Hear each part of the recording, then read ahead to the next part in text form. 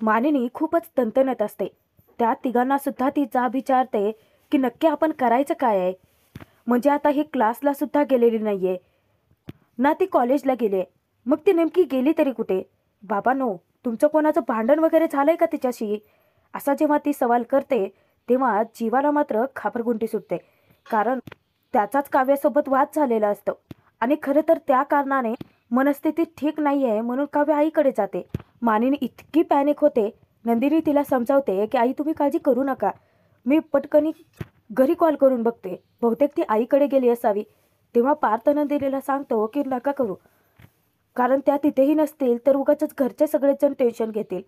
तरीही नंदिनी समजावते की पार्थ, अहो नेमकं ती तिथेच असेल तर.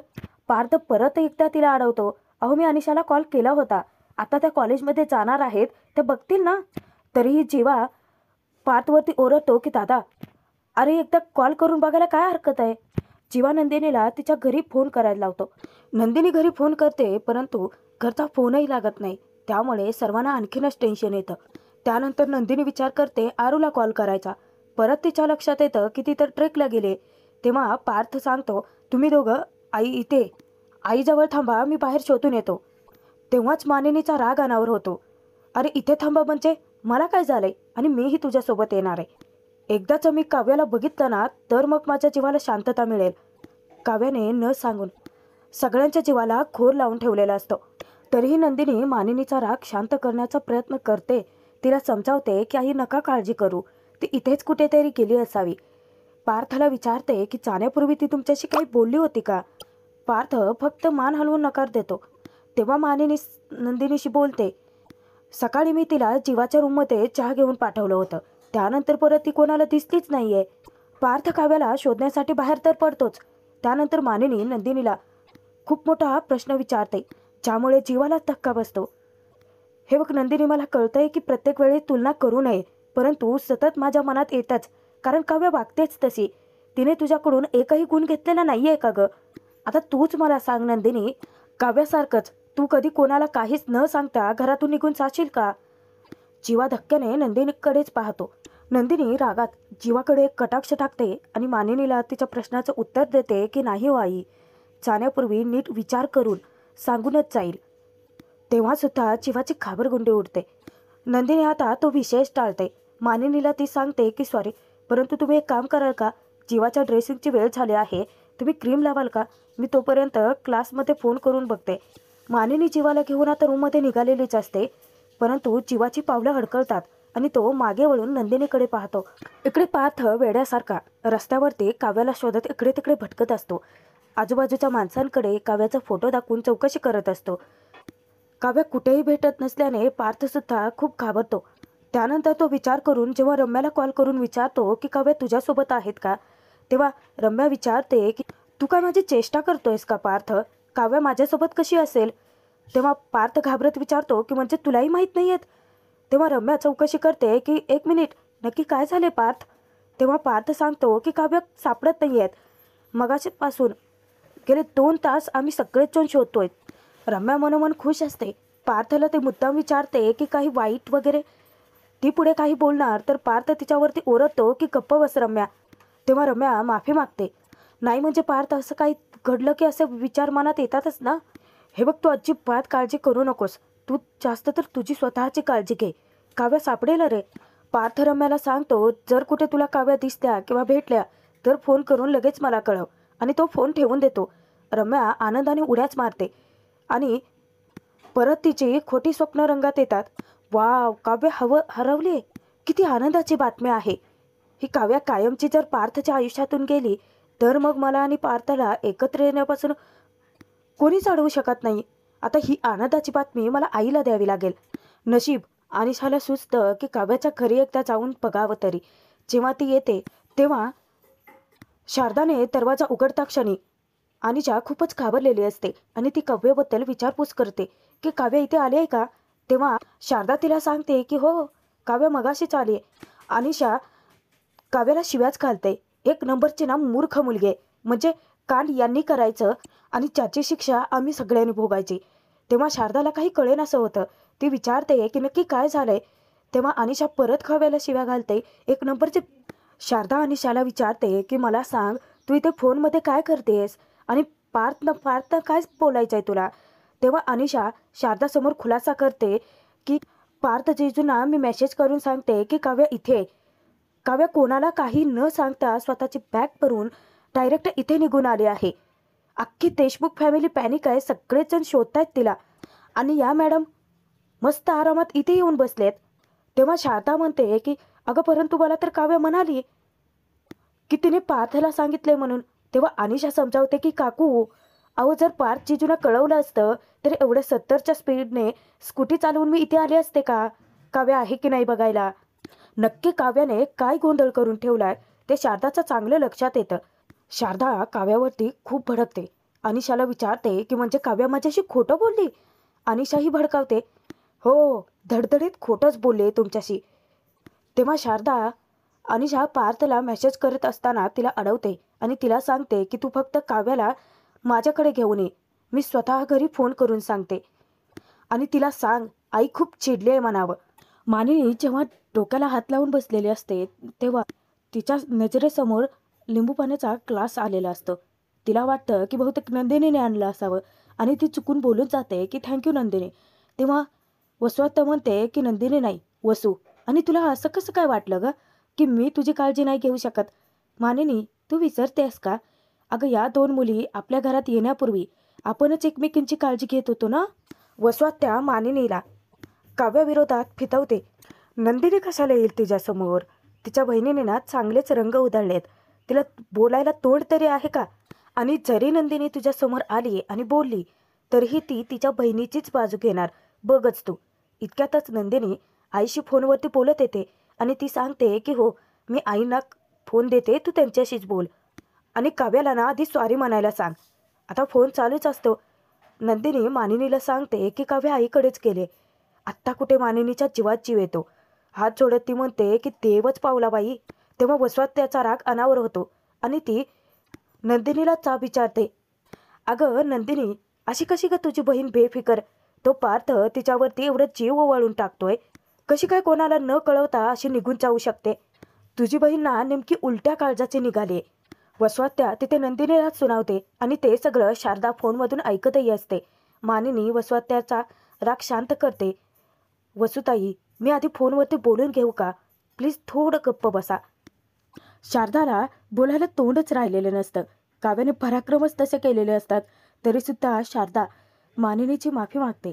हे बघा मानिनी ताई खरंच माफ करा. काय आहे काव्य मगाशीच आली होती, मला वाटलं की ती तिथे सांगून आली असावी म्हणून मी तुम्हाला फोन करून कळवलं नाही, खरंच सॉरी बरं का. तेव्हा मानिनी म्हणते की शारदाताई अहो तुम्ही माफी कशाला मागताय. इतक्यातच अनिशा काव्याला खेचतच बाहेर घेऊन येते आणि काव्य तिच्यावरती चिडचिड करते. एक तर स्वतः चूक केले तीही तिला मान्य करायची नसते, वरून ती अनिशावरती दादागिरी करते की ही कुठली पद्धत आहे बाहेर घेऊन येण्याची. तेव्हा शारदा काव्याला चांगलंच झापते, काव्या तू इथे येताना घरी सांगून आली नव्हती, निदान पार्थला तरी कळवायचं. माझ्याशी खोटं बोललीस तू की पार्थला मेसेज करून कळवलंय म्हणे. तुझ्या सासूबाईंचा फोन आहे, गुपचूप फोन घे आणि माफी माग त्यांची.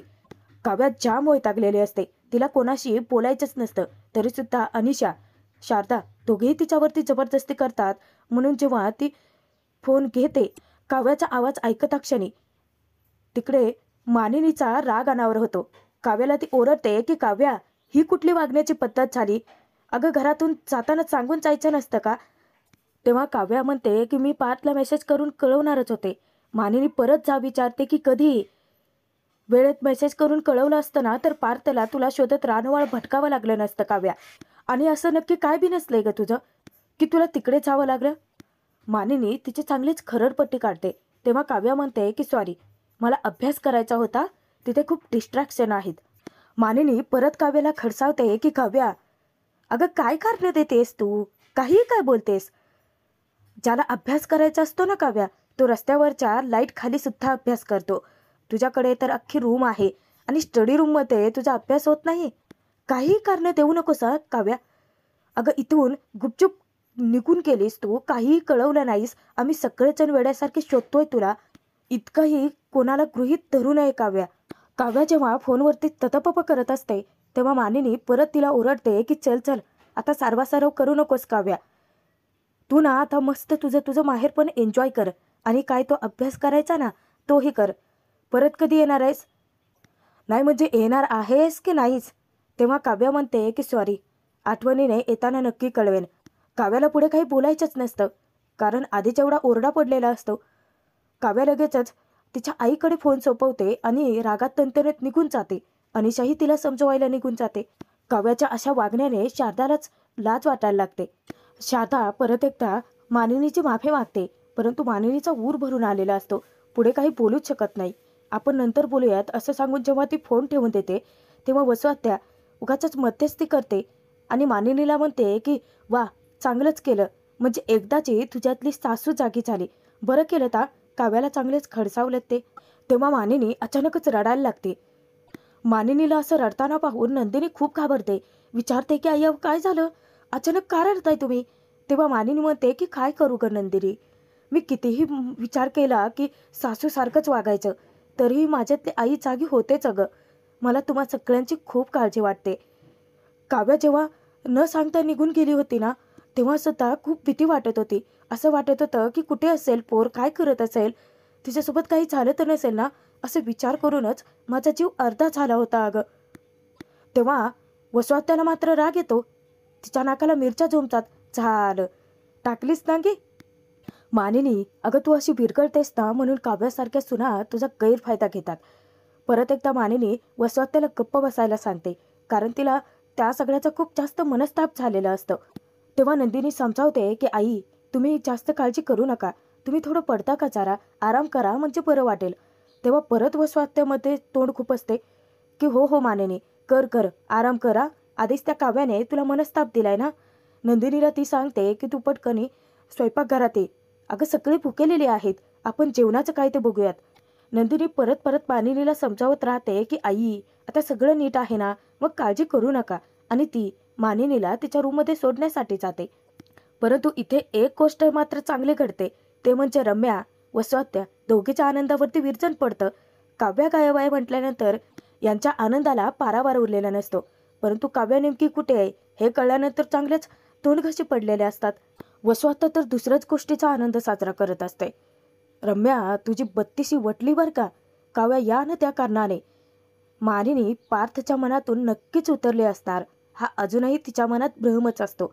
रूममध्ये जाता क्षणी वसुआत्याने आनंदाची बातमी तिच्या मुलीला रम्याला दिलेली असते. या मायलेकी आनंद साजरा करत असतात. मानिनीने आज काव्याला इतकं झापलंय ना, म्हणजे आज मानिनीतली सासू बाहेर आली. वटपौर्णिमेच्या दिवशी मारे काव्याचं कौतुक करत होती, परंतु आज काव्य जे काही वागले ना, मानिनी खूप चिडले तिच्यावरती. आणि हे सगळं तुझ्यामुळे झालंय बरं का रम्या, म्हणजे तू मला वेळेत फोन केला ते एक बरंच केलं. तेव्हा रम्याही सगळं क्रेडिट स्वतःलाच घेते. हो आई, अगं मी वेळेत कळवलं म्हणूनच तर तू मामींचे चांगले कान भरू शकलीत ना. तू ना एक काम कर आई, आता एकदाचा चांगला भडका उडालाच आहे म्हटल्यानंतर त्यात थोडं थोडं तेल घाल, म्हणजे कसं सगळं आपल्या मनासारखं होईल. तेव्हा वसुआत्या सुद्धा त्याच तयारीत असते. या दोघी बहिणी माझ्या मनाविरुद्ध या घरात शिरल्यात ना, मग आता त्यांना या घरात कोणतंही सुख मी लाभू देणार नाही, असं ती रम्याला सांगते. आणि एखाद्या वेळेस त्या दोघी बहिणींच्या पदरी एखादं सुख पडलं तर ते त्यांना कसं पोचत राहील याकडे मी जरा जास्तच लक्ष देईन. आणि बरं आहे, आता या दोघी बहिणींमधली एक ती काव्या निदान थोडे दिवस तरी या घरात नसेल. तेव्हा रम्या आनंद साजरा करते की हो का, मग आता ती या घरात नाही आहे म्हटल्यानंतर त्याचा फायदा आपण कसा करून घ्यायचा याकडे आपण जरा जास्त लक्ष देऊयात, असं सांगून ती फोन ठेवून देते. या दोघी मायलेकींचं परत एक कारस्थान शिजलेलं असतं. पार्थ जेव्हा घरी येतो तेव्हाच त्याच्यासमोर जीवा असतो. तो डायरेक्ट जीवालाच विचारतो की जीवा, काव्या त्यांच्या माहेरीच केल्यात ना, बोल ना जीवा, नक्की त्या त्यांच्या माहेरीच केल्यात ना. जीवा फक्त होकार देतो. तेव्हा पार्थच्या जीवात जीव येतो.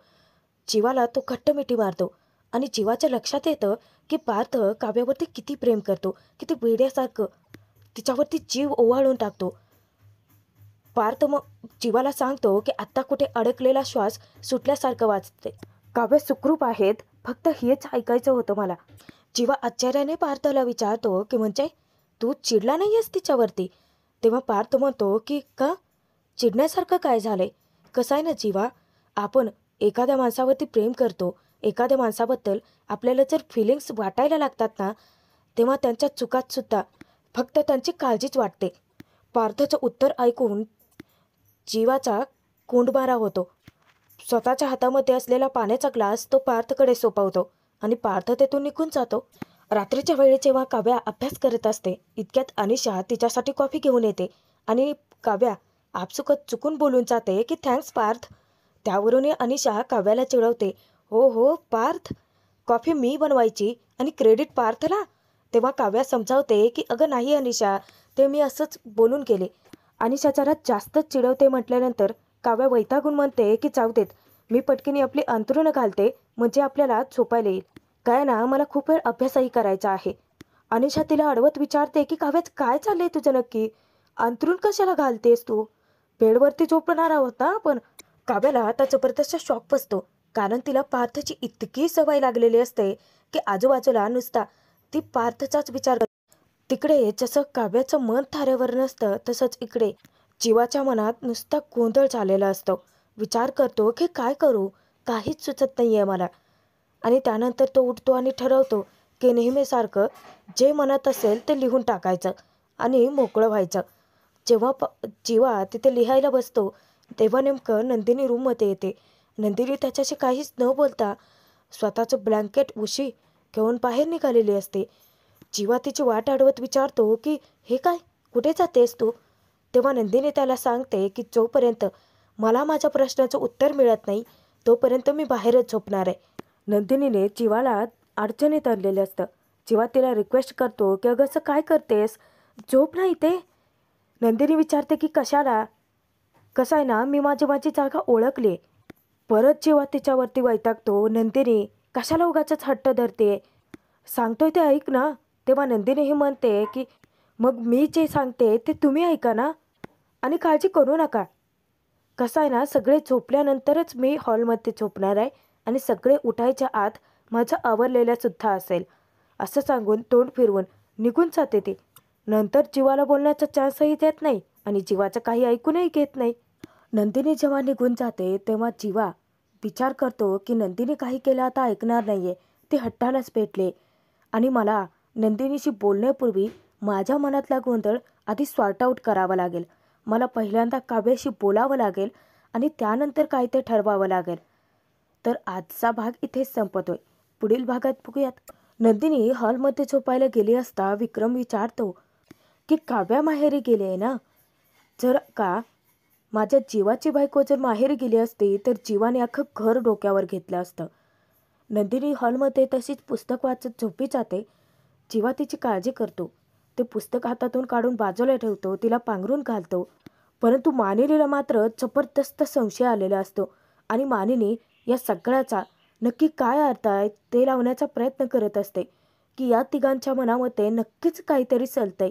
म्हणजेच नंदिनी, जीवा आणि काव्याच्या मनात एकमेकांशी नक्कीच काहीतरी कनेक्शन आहे जे मला सापडत नाही आहे.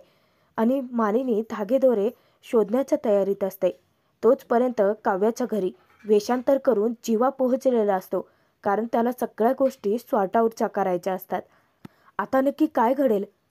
काव्याशी गोष्टी सॉर्ट आऊट करून जीवा नंदिनीला तिच्या प्रश्नाचं उत्तर कसं देईल आणि मानिनीला या तिघांविषयी जे काही धागेदोरे हाती सापडले त्यानंतर नाही का कोणता बॉम्ब फुटेल, पाहणं मनोरंजकच ठरेल.